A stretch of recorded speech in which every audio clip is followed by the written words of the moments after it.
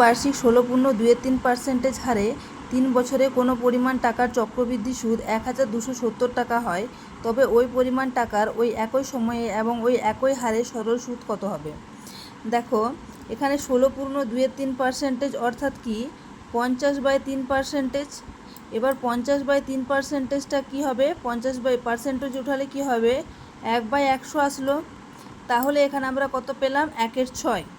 এবার দেখো এখানে 3 বছরে বলা হয়েছে, যেহেতু এখানে 3 বছর মেনশন করা আছে, চক্রবৃদ্ধি সুদের পরিমাণ যেটা দেওয়া আছে 3 বছরে হয়েছে এটা, তো সেহেতু এই 6টিকে আমরা প্রথমে কি করব? 3 বার গুণ করব। 6 × 6 × 6 অর্থাৎ আমরা পাচ্ছি 216।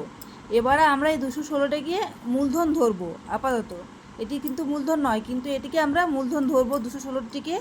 এবার 216টি যদি 3 বছর এত % হারে চক্রবৃদ্ধি সুদ খাটানো হয়, তাহলে কত সুদ পাচ্ছি? প্রথম বছর দেখো, প্রথম বছর 216-র ওপর 216 × 1/6 হবে, অর্থাৎ কত? 36 টাকা। তাহলে প্রথম বছর 36 টাকা। এবার দ্বিতীয় বছর কি হবে? এই 216-র ওপর আবারও 1/6, তাহলে 36 টাকা।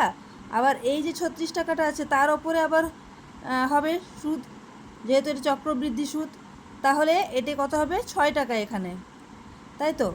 এবারে আবার দেখো থার্ড ইয়ারে কী হবে? 216-র ওপরে 36 টাকা তো পাওয়াই যাবে, আবার এই একটা 36 আছে আর এই একটা 36 আছে, দুটি 36-এর ওপরে যদি আবার 1/6 হয় তাহলে 6 6 করে 12, আর এই যে 6টি আছে 6 × 1/6 অর্থাৎ 1 টাকা।